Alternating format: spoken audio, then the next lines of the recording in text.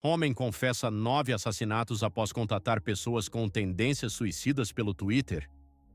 A polícia prendeu o suspeito de 27 anos após encontrar corpos desmembrados durante buscas por uma mulher desaparecida. O homem apelidado de assassino do Twitter, popularmente conhecido como Takahiro Shiraishi, protagonizou um dos casos mais bizarros e perturbadores do Japão moderno. Esse caso aconteceu em 2017, em um distrito próximo a Tóquio. Esse é o arquivo 11.09, o assassino do Twitter japonês. Toda semana, vídeos longos, um mais bizarro que o outro. Considere se inscrever e comente algum caso que você gostaria de ver aqui.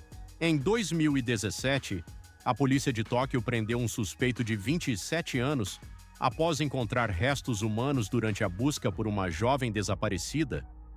O que parecia inicialmente um caso comum de desaparecimento, rapidamente se transformou em algo muito maior. Durante a investigação, a polícia chegou até um pequeno apartamento localizado em uma área ao sudoeste da capital.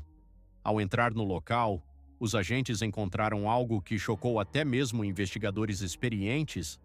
Vários corpos desmembrados estavam escondidos dentro de refrigeradores e caixas térmicas espalhadas pelo apartamento. O suspeito, Takahiro Shiraishi, confessou ter esquartejado pelo menos uma das vítimas após o assassinato e armazenado os restos mortais em uma câmara frigorífica coberta com areia para gatos, numa tentativa de esconder o odor e ocultar as provas. Segundo um porta-voz da polícia, Shiraishi afirmou que fazia isso para dificultar a descoberta dos crimes. A polícia acredita que os corpos de 8 mulheres e um homem foram escondidos dentro do apartamento. Relatórios indicam que as cabeças decepadas de 2 vítimas foram encontradas logo na entrada, em refrigeradores. Outras partes humanas foram encontradas em diferentes pontos do apartamento durante as buscas. O local era pequeno, desorganizado e completamente tomado por evidências do que havia acontecido ali dentro. Durante o interrogatório, Shiraishi confessou ter assassinado todas as 9 vítimas. Ele revelou que entrou em contato com elas através do Twitter, mas não eram contatos aleatórios. Ele procurava especificamente pessoas com tendências suicidas, pessoas vulneráveis, pessoas que, em muitos casos, já haviam postado sobre querer morrer. Ele se aproximava oferecendo ajuda, dizia que poderia auxiliá-las em um suicídio ou até mesmo morrer junto com elas, mas isso nunca acontecia. Quando as vítimas chegavam ao apartamento, eram assassinadas. Após os crimes, Shiraishi desmembrava os corpos e armazenava partes em caixas térmicas, espalhadas pelo local. Segundo a polícia, ele realizava esse processo dentro do próprio banheiro do apartamento. Algumas partes dos corpos eram descartadas como lixo comum. Outras permaneciam no local, escondidas por dias ou semanas. De acordo com o então ministro da Justiça, Keisuke Suzuki, os crimes incluíam roubo, estupro, assassinato, destruição de cadáver, ocultação de cadáver. Em declaração oficial, Suzuki afirmou: 9 vítimas foram espancadas, estranguladas, mortas, roubadas e depois mutiladas, com partes de seus corpos escondidas em caixas, refrigeradores e também descartadas em um lixão. A polícia também encontrou no apartamento uma caixa de ferramentas e uma serra que teriam sido utilizadas para desmembrar os corpos. Shiraishi confirmou que realizava os cortes dentro do banheiro e que descartava parte dos restos em sacos de lixo. A investigação começou após o desaparecimento de uma jovem que havia entrado em contato com Shiraishi nas redes sociais. Ela procurava alguém para um possível pacto de suicídio. O irmão da vítima, desconfiado, acessou sua conta e encontrou mensagens trocadas com o suspeito. Ele então pediu ajuda a uma conhecida que entrou em contato com Shiraishi marcando um encontro. A polícia foi informada e passou a monitorar a situação. Câmeras de segurança registraram a vítima caminhando ao lado de um homem próximo a estações de trem perto do apartamento de Shiraishi. Essas imagens foram fundamentais para que a polícia chegasse até o local. Quando confrontado, Shiraishi não tentou negar. Ele disse: "Eu os matei e fiz alguns ajustes nos corpos para ocultar as provas."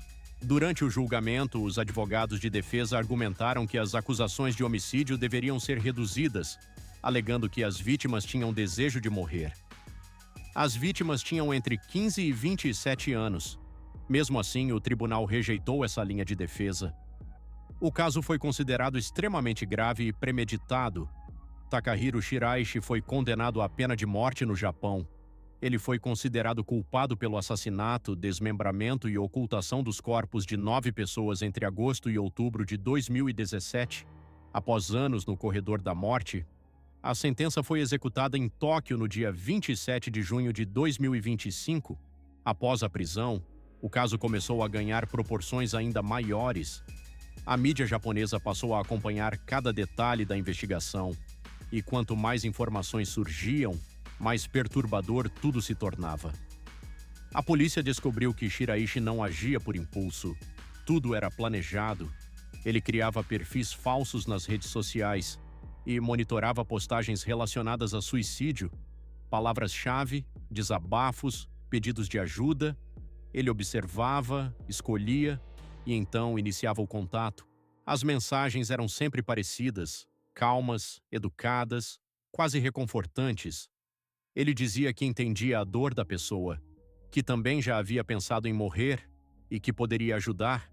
Em alguns casos, ele sugeria morrer junto com a vítima. Em outros, apenas oferecia assistência. Mas em todos eles, o final era o mesmo.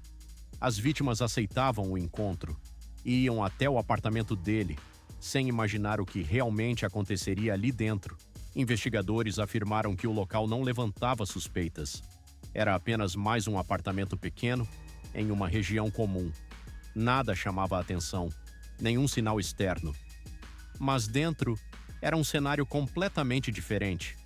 Durante as buscas, a polícia também encontrou grande quantidade de areia para gatos. Isso levantou suspeitas imediatamente. Segundo especialistas, esse tipo de material pode ser usado para reduzir odores, o que indicava que o suspeito estava tentando manter os corpos no local por mais tempo, sem ser descoberto.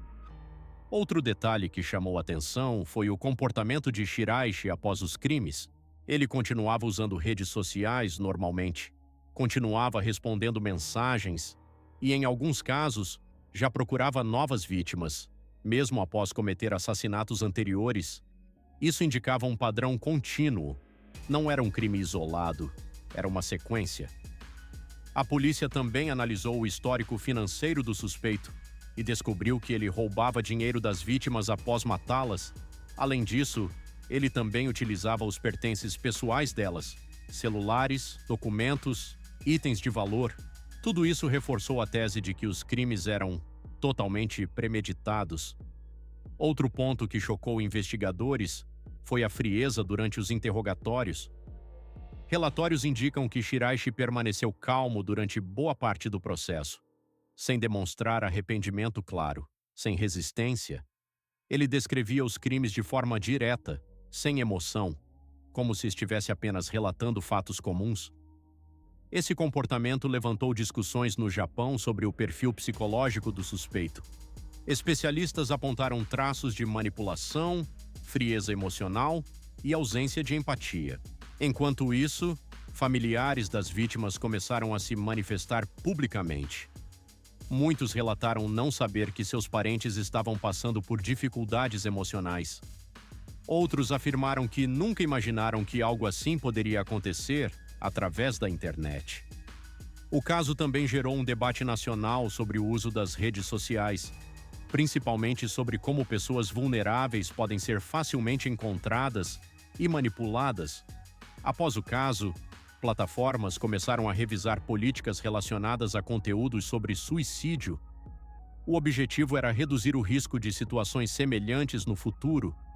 Mesmo assim, o impacto já estava feito. Durante o julgamento, cada detalhe do caso foi apresentado.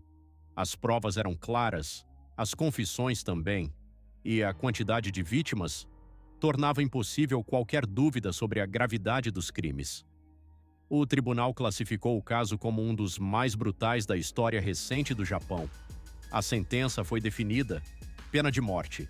Mesmo após a condenação, o caso continuou sendo lembrado por anos. Documentários, reportagens, debates, tudo tentando entender Como algo assim aconteceu? E, principalmente, como alguém conseguiu usar algo tão comum quanto uma rede social para cometer crimes dessa escala? No final, o caso deixou uma pergunta que ainda incomoda muita gente. Quantas outras pessoas podem estar sendo observadas nesse exato momento, sem saber? Porque, diferente de histórias de terror, isso não envolve o sobrenatural, não envolve fantasmas, envolve pessoas reais, situações reais e decisões que mudaram tudo. E tudo começou com uma simples mensagem na internet, encerrando assim um dos casos mais perturbadores da história recente do Japão. Um caso que não envolve fantasmas, mas algo muito pior: pessoas reais, vítimas reais, e um assassino que usava a internet para encontrar quem já estava no limite.